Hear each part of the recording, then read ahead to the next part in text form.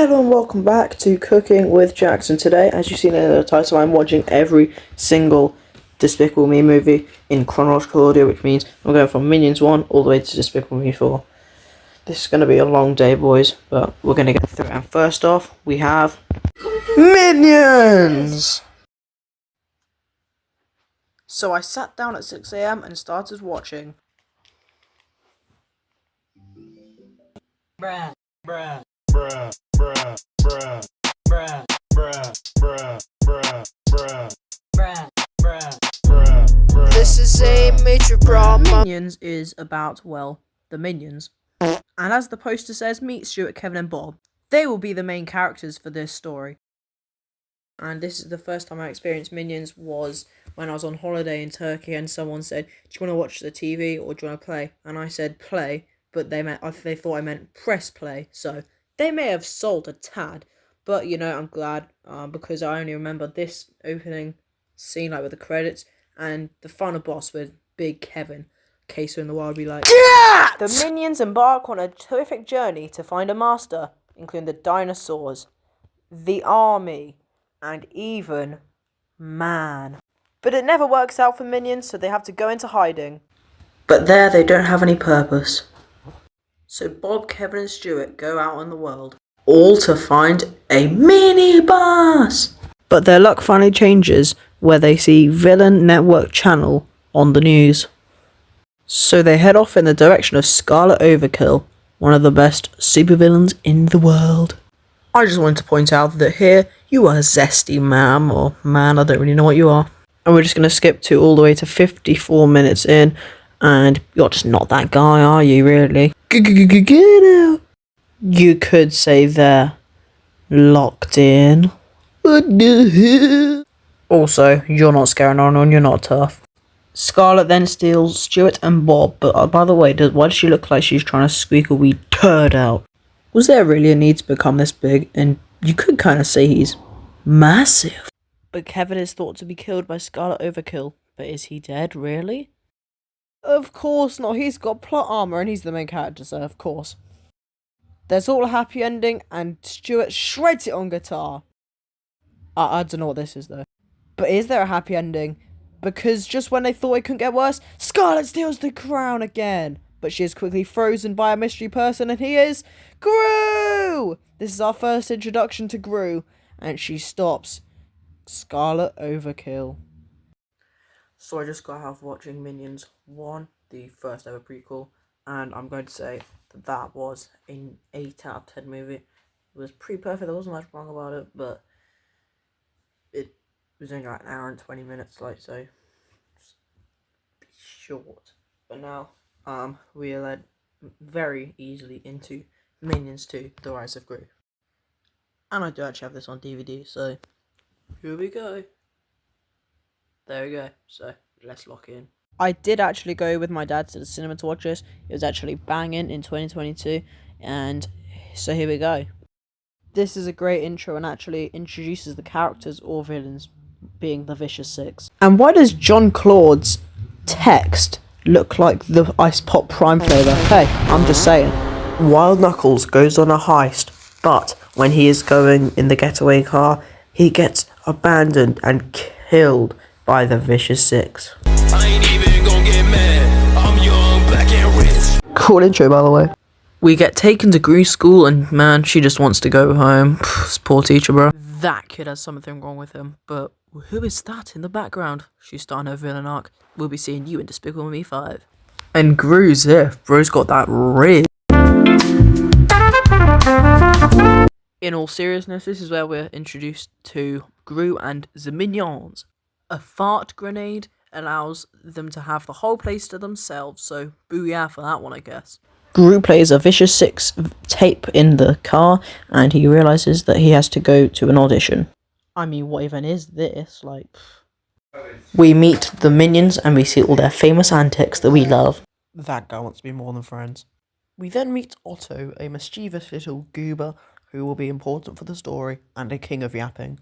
We then find out that Wild Knuckles is alive, and in total geezer fashion, he hands people's booty cheeks to them using 3 arms? It's fine, it's the Minions. All in a day's work and all with his glasses on. Gru's a mean grilling machine. We wake up back at the house and... Giat! Then Gru sets off to find the Vicious Six, or 5 at this point, but yeah, it's fine. Hey, I'm working here! We meet Dr. Nefario, the goat, and as always looking like a convicted paedophile and back on the streets. Oh, and Otto jump scares the Minions.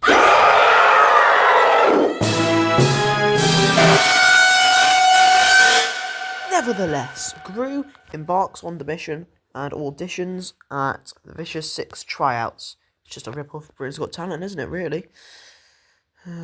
King of yapping, by the way, but we'll continue. I'll allow it. How you got rejected by the Vicious Six? How bad must that be?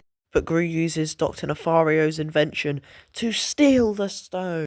In all the madness, Otto is given the stone. Big mistake.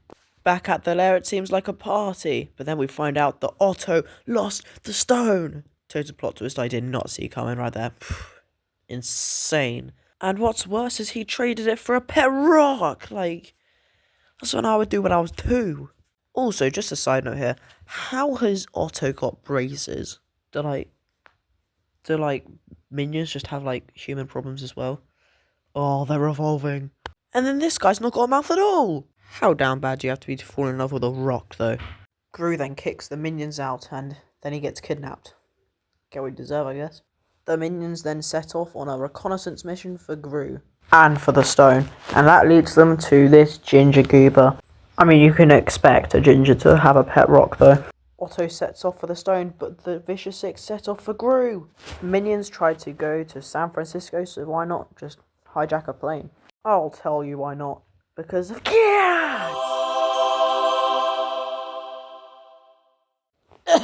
my man Otto, looking for the stone, is on a mission. Back to the main Minions, and they're trying to sneak into Wild Knuckles' house. But in all that chaos, the Minions are intercepted by Wild Knuckles' guards. And why has this old lady kind of got moves, though? Because she's a karate teacher, of course, so she teaches the Minions how to fight. Back home, the Vicious Six break into Gru's house and find his whereabouts.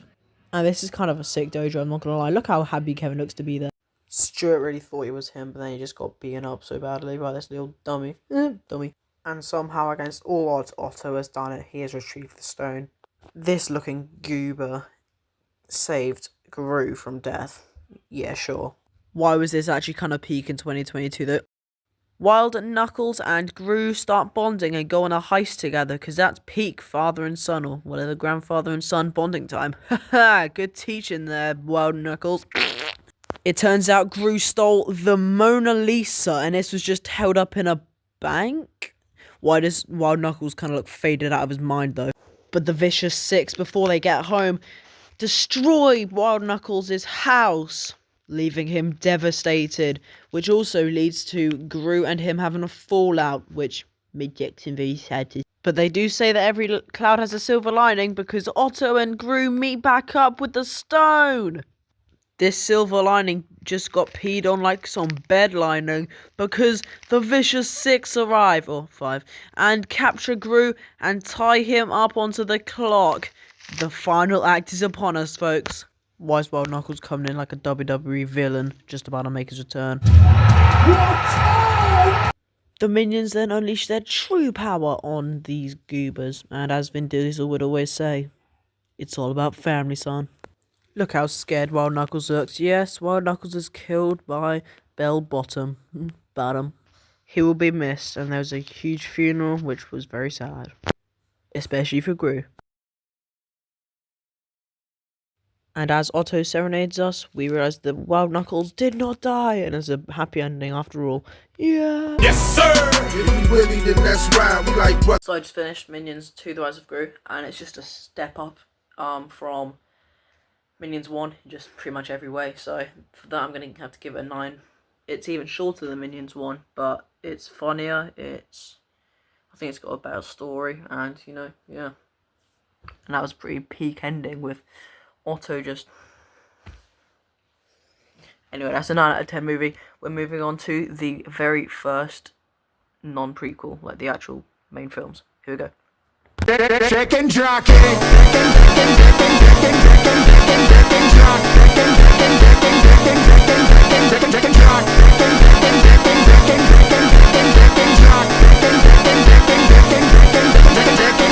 I am Steve.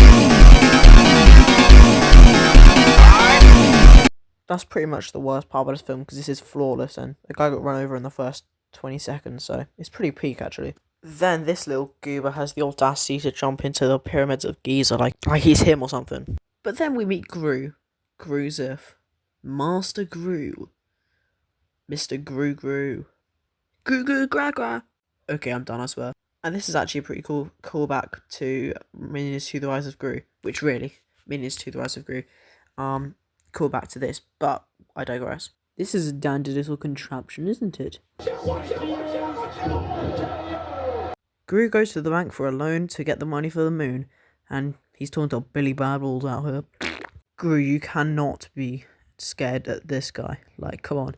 Who does he think he is? You can't be allowing that. So the minions steal the shrink ray for Gru, and they ride off, but then it's taken by Vector! They have a giant airship battle, which Gru loses in, but it's the experiences we made along the way. Gru adopts 3 girls called Margot, Edith, and Agnes just to get into Vector's place. Quite smart if you ask me. And guys, always remember, they are not pajamas! Yes, Gru uses cookie robots to be able to hack in and steal the shrink ray. He does that, but then he is fatefully trapped inside with the minions. So he has to get out, and by tickling someone's butt, they now glow. Okay.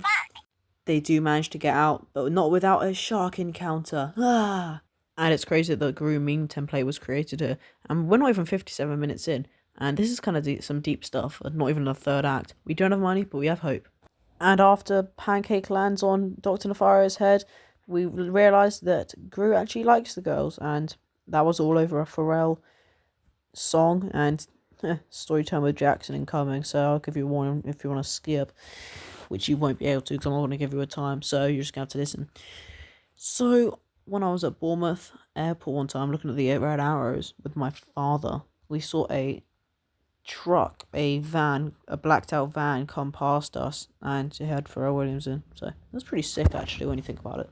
Tasty, can I buy? In the biggest plot twist of the century, the girls are taken from Gru, and this is kind of sad. Heck you, Nefario. Loser. I also don't know why this freaked me out so much as a kid. I mean, don't laugh at me. If you wouldn't laugh at Gru, would you? He kicked your booty cheeks. So will I, because I'm Billy Badballs. Bro is too stunned to speak, and look at Vector, he's just irrelevant. He got his booty handed to him.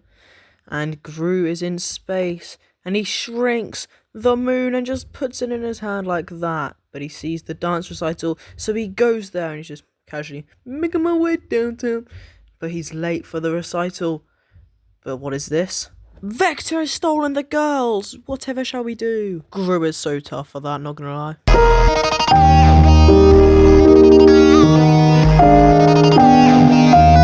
Gru hooks a hook thing onto Vector's spaceship, and the girls have to jump, and Gru will catch them, apparently. That's a pretty smart plan, isn't it, Gru? Sure. To be fair play to Gru, though, for actually doing it. And is it a glaze to say this is the best dance scene in any film ever? I don't know, but there is all a happy ending, and we're going into Despicable Me 2, which I had to rent on Prime Video for this. I'm not happy about this. So I just got out of watching Despicable Me 1, and it's probably the best one I've seen so far. I'm probably going to have to say a 9.5 out of 10. There's nothing wrong with it. It was way longer than all the other ones. We're going into Despicable Me 2 now, so let's log in! This is probably the worst opening scene to a Despicable Me film, but saying that, it's not exactly bad though, so it just shows how better the other ones are. The real movie really kicks off here at Agnes's birthday party. I mean, poor Edith, but I don't really see a difference with this. I'm sorry, Dad. Back at the house, Gru gets kidnapped by Lucy and taken to the AVL, and BAM! Jump scares and minions now. This is a lore-accurate Gru canon event right here, and is this lore-accurate as well, Mr. Gru's old-fashioned jelly? I don't know. Silas Ramsbottom says that someone in the mall has the PX41 serum, which turns rabbits into super rabbits, so Definitely world threatening level stuff right here. Like, this is bad for the entire world. Like, bad rabbits. Woo! Can you imagine them running around? Sheesh. Bogus, as in. But back at the lab, the sad day has come, guys. Dr. Nefario has left the Groobatory. I don't know, I tried to do that. I sounded like a goober, didn't I? The Goobatory! You see what I did there? The Gru and Laboratory. But then it's Goober and Laboratory. It's like Goobatory. I'm sorry. Dr. Nefario gets the 21 fart gun salute. Gru and Lucy team up at the Bake My Day cake shop. To be fair, though, that's actually kind of hard work there. I don't know what this face is, though. Ew! Why does Lucy here kind of look like Sabrina Carpenter from the Espresso music video? We meet Eduardo, or whatever his name is. I don't really see a difference here. It's pretty ugly either way. But I guess it's an acquired taste because Lucy loves this. I don't know. But we find out that Eduardo, whatever his name is actually El Macho! A villain from the 80s or whatever, 90s, that killed himself. And he was a pretty bad but cool guy. So yeah. They have a lead. As he is their first lead, Gru and Lucy break into El Macho's restaurant and meet the demon chicken.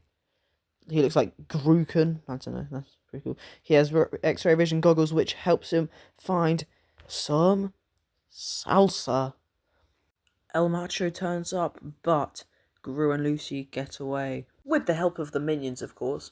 An ice cream then steals the minions. Okay, that's plausible enough, you know. It's the minions, guys. What do you expect? Gru doesn't like that ice cream now, does he? Margot then gets a boyfriend. What a little snitch. Get! Gru goes on a date, and Lucy takes one for the team here and actually shoots her right in the get! Which makes Gru happy, and it's pretty weird seeing Gru this happy. Did you say happy? Did I tell you I met Pharrell Williams? Then we find out that Gru is unfortunately going to Australia. And this is my type of Gru right here. Sad Gru is back, boys. Damn, bro might actually be a bit depressed. You hate to see it. Why is Gru so scared of a call? Why is Unc so scared of a phone? Oh, this is a bit far, isn't it? Just a bit. This kid is really starting to annoy me now. Ugh. Gru tries to sneak into El Macho's lair, but he doesn't do it without consequences. Ugh, his poor nose. But once he is finally in, he finds out that El Macho really is Eduardo. Wait, Dr. Nefario works for El Macho now? And don't worry about the thing in the middle, he's got a whole army of those trans-race minions. All Lucy sees whilst on the plane to Australia is Gru. So she jumps out the plane, which is something definitely normal that you would do, and goes to meet Gru. But when she gets back, she's kidnapped by El Macho. The trans race minion tries to eat a unicorn. I mean, of all the things. I guess this is what happens when you hand your phone over to friends. Psych! How do you think this guy has any friends? Moving on, though. Dr. Nefario clutches up at the best possible time to save the minions. I mean, what sort of contraption is this? So what have we got here? We got Lucy strapped to a shark around dynamite and rockets and stuff. Oh yeah, don't try this at home, guys. Well then. Well, El Macho has gotten a bit bigger and a bit fatter. I swear this chicken is an absolute demon, I swear, bro. No, don't you do it. Don't you... God damn it, you've done it. Well, we're off, and Gru confesses his love for Lucy, but then they die. Psych! No, they don't. Lucy does, though, because she can't swim. Psych! And then they get married. Psych! No, I'm joking. So that's technically a quadruple psych when you think about it. Because you got them dying as a psych. You got you got Lucy dying as a psych. And then they get married as a psych. So technically I've had about I've just done all of you, just admit it. Being for real now, Gru and Lucy actually do get married. And what would an ending of a Minions movie be without the Minions singing, of course, at the end? And just watch this, guys. What is this? Then this whole boring speech happens and blah blah blah blah blah. We're on to Despicable Me 3. Whoa, let's hold our horses here. Let's go and review Despicable Me 2 first. I have just gone up seeing Despicable Me 2. It is a bit of a step down in terms of the quality, but it is still just as funny as Despicable Me 1 and just the prequels in general. I might have to give it an 8 out of 10. So yeah, now we're going into Despicable Me 3. Ever since I was a kid,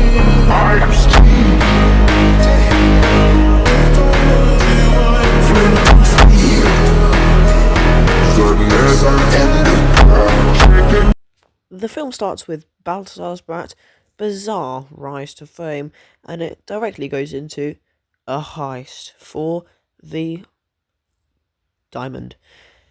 And imagine your superpower being bubblegum and music. Pharrell doesn't have to. Cat! And the new AVL boss is an absolute horror, total opposite of Sydney Sweeney. She looks like she's trying to be Sydney Sweeney as well. Don't want her bathwater. Grucy are fired, and Dr. Nefario freezes himself in carbonite, and as Deborah would say, that's just lazy writing. Brat sneaks in to steal the diamond using the disguise of queso. Peak soundtrack, by the way. It is not funny how much this guy looks like William Hanson, bruh. Both old guys, but he gives us the information that Gru has a twin brother. Crikey, I almost sold the bag with that one. So we meet his twin brother, Drew. Pretty cool collection of cars there you got there, but where is your Bugatti? I didn't see a Bugatti there, sir. What's your favourite colour? I think your favourite colour's blue. Why does their dad actually look like a kind of cool villain? Vegans everywhere hate you. The suspension on that thing is crazy. Ah yes, listen to the one-eyed bartender. What is she side-eyeing us at? Who does she think she is? Did you really just steal candy in a heist? See, that's actually kind of sick. That's what you should be using it for, not stealing lollipops, you goober. The minions lock in and become superstars, and I just got one question. When's the concert dropping? The bog roll! But then they're in prison, so yeah. You may be cut. That is literally me eating spaghetti bolognese. And why is there broccoli in there? Gru and Drew actually start to bond, and they plan their next heist. Operation Get Back the Diamond from Brat. Here we go, it's going down, Act 2, boys. I volunteer as tribute! But the minions are actually holding it down for real, though. But there at the prison, they miss Gruzif. Dang. I would too, to be fair. The Balthazar Brat lock-in is insane. We learn his plan to laser the city and send it up to space. Would this actually work? This would definitely not work in real life, though. And here's the continuation of the unnecessary long and just unnecessary in everything plot of the unicorn. And how much bait is that? Gru and Drew now formulate a plan for their heist of the diamond. And I just want to say this, why is Despicable Me so graphic, bro? What is this? We did not need to see this. Drew really just single-handedly solved racism with these suits, bro. Peak, though. The random little cheese kid turns up with a pig, thinking he's engaged to Margot, like, bruh. Queso mentioned? I'm sorry, Queso, I've had too much to go at you today. Please cover me. Jeepers creepers, we have found Queso now. But this fatty comes in shouting the odds and gets absolutely whooped by Lucy. It turns out there were actual unicorns there. No, I'm joking, it was just a goat. And just like that, Gru and Drew are off. Gru imagines what I would imagine Sydney Sweeney and, what's his name? Nate as. Or have I got that completely wrong? Have I got the timelines mixed up? The less, Gru and Drew land on the, what's it called? Rubik's Cube building. Kanye and his cousin be like, and I'm a Kanye glazer and I'm saying this. I'm such a Kanye glazer. I think his new stuff isn't even that bad. I'm so delusional. As if bros needed to be bigger in the first place. Crikey, I'm majestic. On the other side of this world we live in, well, we don't live in it, but I digress. The minions start to break out of jail. Oh yes. Imagine being that oblivious that someone's sat on your bed and you don't wake up, like, bruh. Vanity is the understatement of the century here. Drew spits a bubble of bubblegum and Gru steals the diamond. Oh, let's go. There is a chase scene and then the Brat Pack come after them. That's such a tough name, not gonna lie. Here comes the Brat Pack. They are about to fall into the spikes of doom when Lucy saves them. The clutch up of the century here. Remember the part where Gru was going to take the diamond for the AVL? Yeah, Drew didn't like that, and they have a giant fallout, and Gru says that he now doesn't wonder why Dad thought he was a failure. You hate to see it, you truly do. Clearly, Balthazar Brat has still got the acting skills from young because he pretended to be Lucy and now he's got the girls! Lucy is alright, but where are the girls? And Drew and Gru are still unfriends, but they apologise to each other, and now they're bestie boos again. Oh, that's where the girls are. Maybe I should have not spoken too soon then. And just like in the episode, there was a giant Balthazar Brat, and his shoots come into the city. The Brat Pack are back, and they destroy the, what's it called, the Dad's Villain Wheels, and they end up dead. Meanwhile, Lucy goes and saves the girls. What a mum right there, not gonna lie. But what? What is this voodoo? Drew is alive and he sneaks into the, giant brat thing. Hurry up, Drew, because the laser's coming for Gru. But before Brat can kill Gru, Drew disables Brat's big machine. But thankfully, Gru is now fine, and unthankfully, Brat is. So here we go, dance fight. Diddle diddle.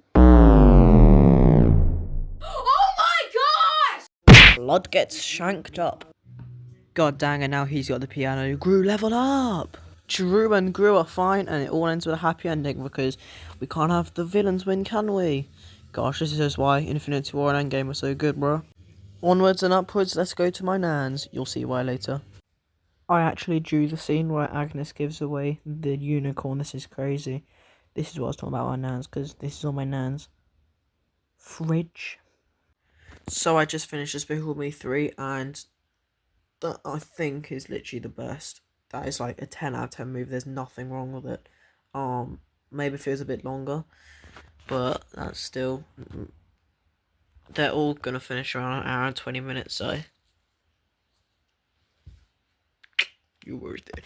That's a 10 out of 10 film. We're moving on to the final one, and it is right now. What's the date? The 21st of August. So I've got 5 or 4 really more days to lock in for this and finish this video for you guys. So the grind starts now. Well, it started about 2 months ago, but I digress. I wanna hold them like they do in Texas Plays. We're there, boys. The final movie. This movie starts with a lock-in car scene by Gru. I mean, look how locked in he is. Gru arrives at Lycée Parbonne. I don't know if I'm pronouncing that right. I do French at school, so I should really. But it's his old school of villainy. We now... Oh god, that was a bad one. We now meet Maxime Lamal, who is the main villain of this story. I do not like his hair, bro. That should be a violation against humanity. That should be a war crime, bro. Then this old goober gives Maxime Lamal, even a bigger goober, the Golden Alumni, which is the award for the best villain. Do they not see that Gru stole the moon or something? Oh wait, hang on. Sorry, my bad. Really? You mean that moon? Kind of a side note here. I did not realise that Will Ferrell plays Maxime Lamal. He doesn't sound like him. Just a bit weird casting choice, but okay, we carry on. And in quite literally the plot twist of the century, Maxime Lamal is a cockroach. What? And in not such a big plot twist, Gru reveals he's an AVL member and locks up Maxime Lamal. But This is a literal school for villains. Why are they only arresting him? I also wonder what would happen if we scanned that QR code. Would it dial into like FBI or something? We could be cooked. He's back! He really thinks that Gru's going to be scared of a cockroach. Get out of here. Title screen, let's lock in. Back at the house, the biggest plot twist of the literal millennium. Oh, that's actually a fact. Gru has a baby! Huh? I can actually see a few similarities between me and this baby. That's what my dad looks like when I see him. And it wouldn't be a Minions movie without a butt picture in the first 10 minutes. The goat, ram's bottom, or sheep's butt as Gru said, returns. I thought that whatever her name, Sydney Sweeney person was still there. Anyway, I guess she was fired because she's so bad at her job. That's a pretty mean look that Gru is giving her, not gonna lie. The prison really had one job, keep Maxime Lamal in, and they failed within a day. Lucky the unicorn, or the goat, gets taken away from Agnes. Not so lucky now, is it? You're not tough, bro. Have some of that. Gru and the family arrive at a boring little house and they must assume new identities.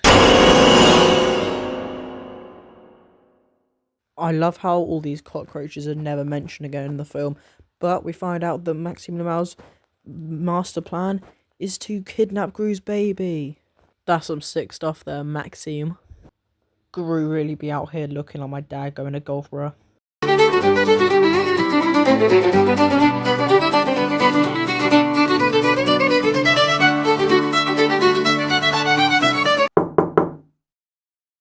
Dad? Yeah? Can you take a photo of that golf thing with you with the shirt on? No. Dang it. I tried, guys. Always remember, I did try for you guys.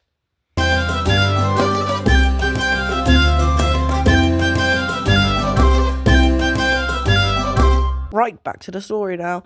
So, she is a horror, but she is important to the story. The Mega Minions are born.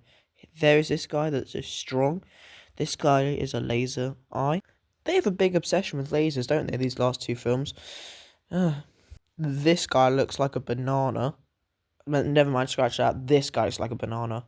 This guy just eats things. I think we found queso, guys. Massachusetts. Don't you ever set foot back in my game again! Welcome to the squad, Winter Twan! You dummy! You suck! You are not a tough karate teacher, bro. You look like that one gamer who never showers or sleeps. Why are you picking on kids, bro? This isn't Crusader Kings where you can just kill children like that, bro. Anyway, Edith absolutely owns that guy, breaks his pinky toe. Not the pinky toe anywhere else but the pinky toe. Except for the nuts, the nose, the mouth, the ears. There's quite a lot of things, actually. Jesus Christ, she's ugly. She needs a haircut, bro. Oh my god, she's gotten worse. What is her hair doing now? What is she gonna do to her hair that would make her look even worse? Oh my goodness, this is insane. What is Lucy doing, bro? I love how her hair's just smoking, like this is normal or something. And somehow, some way, she set the whole place up in smoke, but she got out of it, so it's fine, don't worry about it. I don't think she's getting her job back after this one. I am not kidding when I said this is the worst mech in any film I've ever seen. This rivals Optimus Prime. Demon child for real over here.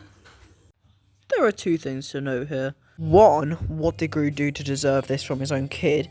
Two, why is he not in hospital? Because that should scold him, surely. This one is just perfect for the shape of his nose.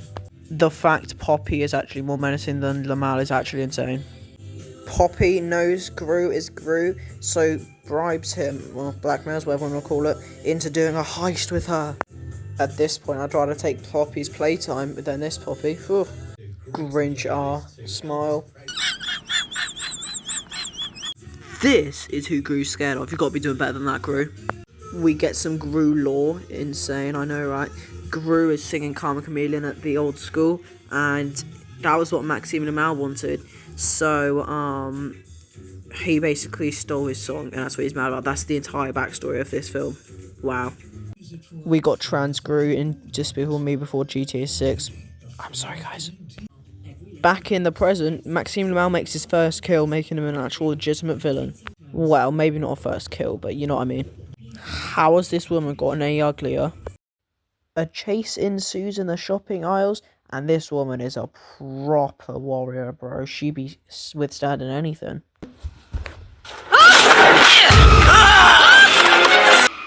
And after we've been jump scared yet again, we set off for Lycée Pabon, or whatever it's called. Someone needs to tell Gru he's not Spider-Man. They rappel down and actually get inside. Plants vs. Zombies are. This is literally probably the new David Walliams book, bruh. And somehow throwing diapers onto the cameras works. Okay, how do they stick there or something? Oh my gosh. Is it sticky? Has it still got the remnants of feces in them? Oh goodness gracious, this is not something we should be talking about. Godspeed, baby boy. Then the honey badger is retrieved. Not really, because Gru tranks himself. It says in case of honey badger emergency, trank, not trank yourself. Like, bro, Gru, level up. You're trying to tell me this is the same guy that stole the moon? Are you joking? They alert the principal, so they may be cooked. I mean, look at that face. You don't want to mess with her. Ooh. Bro is not trying to use a driver to defend himself against a honey badger. I mean, fair enough, to be fair. Apparently, the baby is smarter than the guy who stole the moon because Gru, I searched it up, trust guys, hear me out, gives the honey badger some Bahama medley or whatever it was called from the start, and it tames it, so the baby locked in for real. Apparently his actual name is Felonious Gru Jr. But really, wouldn't it be Gru Jr. Gru, because Gru's surname is Gru, so it's Gru Jr. Gru. Oh my goodness, what is this? And using some very helpful diaper rash cream, they destroy that old lady. And can we just say, those wheels are bigger than my dreams, bro. So now the heist is over, and then we're back to the Mega Minions, and back to the Mega Minions selling. This fat dude, I don't even know what happened. He threw some metal at a guy, and it bounced back and hit the civilian. Just not very good, are they? Just such failures. Laser Boy actually saves a cat, nice guy, but then he lasers someone's hair off, so real nice guy now, isn't he? Stretchy Boy recreates the Spider-Man scene, the very famous one, and then I really thought we were going to get season 2 of 9/11, bro. We were so close.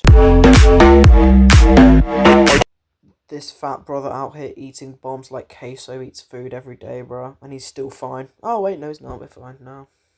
But the bad part about having a honey badger is that it alerted the old lady where Gru was, because it has a tracker on it, which then means that Maxime the Mal contacts the old lady and they both find Gru, so it's a big no-no for Gruzef there. It's just a game of tennis, lads. The minions clutch up though. Hey! Have a fucking word with him then, ref! The old lady arrives in Gru's undercover house, and Gru and Lucy arrive home, and you're not going to be scared of these guys, are you really? Let's be honest here. Oh no, whatever shall we do? We're going to get our butts whipped by an old lady. Are you joking me? This is how it feels to be on duos and your teammates lagging and you're just getting your booty cheeks whooped and clapped. Lamal and his wife rock up to the joint. They tried to nick the kid, but it has some pretty good defense and just bites his finger off. But the woman snatches him, so we're all cooked. The old lady gets done, which you love to see. The poor kid in that mech, bruh. Anywhere else but that mech, that is a terrible mech, bruh. The rarest of Poppy Playtime's W's right here. Trying to tell me that Gru can hang on to this terrible mech, may I add, just if you didn't know that already, at about 100 miles an hour going through the air. Sure, plot armor has never gonna be topped. Without shame, this man just transformed a literal harmless, innocent baby into a cockroach. Fantastic. Nothing like some corny dialogue to win the battle for you. And one punch is supposed to defeat this so-called supervillain. Not so super if you ask me. And one punch defeats this supervillain. Isn't he a cockroach? Isn't that supposed to, like... Aren't they supposed to be indestructible? The plot flaws have been found by the Detective Jackson right here. We're done! Everything. We're about 40 minutes in right now. And, oh my goodness, this is peak. This isn't even done. I've got to rank them and everything. I've got to deliberate. But, all the films are done. No, we're not done because we've got this peak final scene, and you know my boy Vector there throwing it back. He really came from the moon just to get into jail. Smart guy right there. Thank you, thank you. Yes, I've done it. All 6 films in 40 minutes. Just take it in, folks. I really have done it. Alright, so now we're going to give out the awards. The Jackies, instead of the Grammys. God, I'm here. So first we have the best villain, and that's obviously going to my boy Vector. The best dance moves in the game as well. And the worst villain is easily Maxime Lamau. He was Barnes with extra sesame seeds. Next up is the best final dance scene. So to clarify, only Despicable Me 1, 2, 4 and Minions 2 Eyes of Gru has this. So definitely going to be 4 there with a peak final thing, mainly because that's when the film ended. The aura. And also just had Vector throwing it back. And My friend ranked all the Despicable Me films. That is disgusting. This is it, guys. The moment you've all been waiting for. The ranking of all the films. So we're going to go from worst to best. So we're going to start with number 6. The worst Despicable Me / Minions movie is... It's obviously Despicable Me 4. The worst villain. The worst plot. There wasn't really anything of substance to do with it. And my friend has a wild, ranking, which I'm going to show probably before this. And he put it at, 2 or something. What? Are we joking? But anyway. So yeah, we're going to move on to number 5 now, which is... Despicable Me 2. I never really enjoyed this as a kid as much as, any of the other ones. So that's just the reason why it's there. El Macho is probably, the most menacing or scary villain. The, trans race minions. Am I going to get cancelled for saying that? Who cares? It's my YouTube channel. I'll do what I want. The trans race minions. I said it again. The trans race minions. Was a cool little side plot thing, which was nice. So we're gonna move on to number 4 now. The Cell. Number 4 is gonna be revealed as Minions. Just the first one, just Minions. And this is where we get into the really enjoyable categories, because our peak movies are coming after this one. Okay, guys, just hear me out, guys. Trust the process. So that's gonna be that one, and Scarlet Overkill is probably the most menacing villain of all time, bro. Worse than Lord... What is happening to my hair? Worse than Lord Farquaad, worse than all of them. And number 3 now is going to be Despicable Me, just the first one. And I'm sorry, but I don't want to put this one, so low down. But, top 3 is still banging for it. It's, top 3 now are just peak films, okay? So, Despicable Me, the first one. There's actually nothing wrong with it, and then it's just, this is a 10 out of 10, and the other ones just go 11 out of 10. So we're going to continue now to number 2, which is, oh my eye, the penultimate one. The second best one is going to be Minions 2, The Rise of Gru, and that's just a peak movie. I went there with my dad, so it was, maybe that's boosted it. But also, it's just nothing wrong with it. It's 11 out of 10. I'm not even joking. It's peak. It's insanely peak. And it's only an hour and 15 minutes, which basically all of them are. But, does it get so much done? I don't really know. And they literally hijack a plane. So, Allahu Akbar! Which does eventually mean that number 1, my favourite, and the objective best Despicable Me film is Despicable Me 3. I went there with the pizza guy that was in the video making the pizza with me. Or for me, because I didn't do a thing. So, yeah, that is literally an insanely insane film. So, Balthazar Brat is probably... Oh, after Vector, it's probably the best villain. He's a bit... I mean, Vector's just a bit goofy. And Balthazar Brat's actually a good villain. not just say, "Oh, I'll take the moon from you." And it's just pretty peak in general. So, thanks very much for watching.